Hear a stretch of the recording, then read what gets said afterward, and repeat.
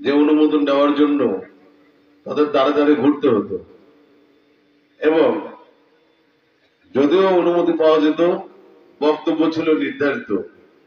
তাদের নির্ধারিত বক্তব্যের বাইরে কোনো বক্তা বক্তব্য দিতে পারত না। এরকম একটা ফ্যাসিস্ট সরকারের অধীনেই বাংলাদেশের শাসন আমল চলছিল। এরকম অবস্থায়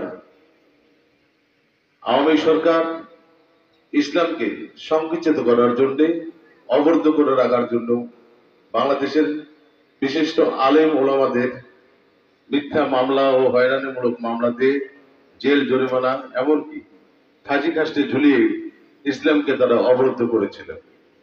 আপনারা জানেন, প্রখ্যাত চিন্তাবিদ, ইসলামী চিন্তাবিদ, আন্তর্জাতিক খ্যাতি সম্পন্ন বক্তা, কোরআনের পাখি আল্লামা দেলোয়ার হোসেন ছায়াদিকে তারা মিথ্যা বানোয়াট মামলা দিয়ে আমৃত্যু কারাদণ্ড দিয়ে সেখানেই তিনি শহীদে মৃত্যুবরণ করেন। এরকম একটা জালিম এবং জুলুম সরকারের অধীনে আমাদের বাংলাদেশ শাসন আমল চলেছিল। এরই প্রেক্ষাপটে গত 5ই আগস্ট ছাত্র জনতার বিপ্লবের মধ্য দিয়ে আমরা আমাদের বাক স্বাধীনতা তথা আমাদের চলাফেরা মুক্ত স্বাধীনতার একটা পথ আমরা খুঁজে পেয়েছি। যদিও আমরা এখনো স্বাধীন না, তারপরও একটা স্বাধীনভাবে আমরা এরকম ইসলামী জলসা করতে পারছি। পাশাপাশি আমাদের চলাফেরাও স্বাধীনভাবে আমরা কথা বলতে পারছি। সম্মানিত মুসল্লিবৃন্দ, আপনারা জানেন, এই 5ই আগস্টের পর দেশ একটা অন্তর্বর্তীকালীন সরকার চলছে।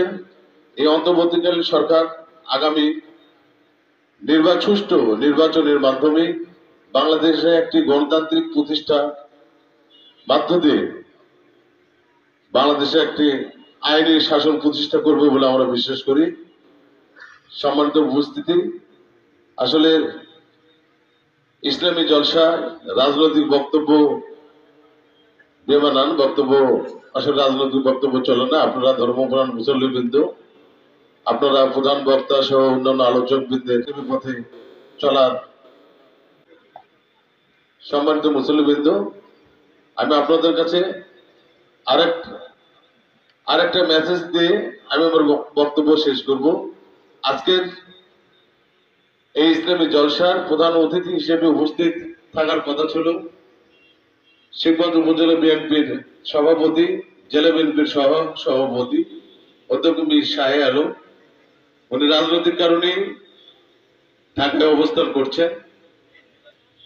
উনি আপনাদের এই ছাত্রা ইফতেতে মাদ্রাসার উন্নয়ন কল্পে যতটুকু সার্বিক সহযোগিতা করা যায় সেই আশ্বাস আমাকে দিয়েছেন এবং সে কথা বলতে বলেছেন। এরকম পরিস্থিতি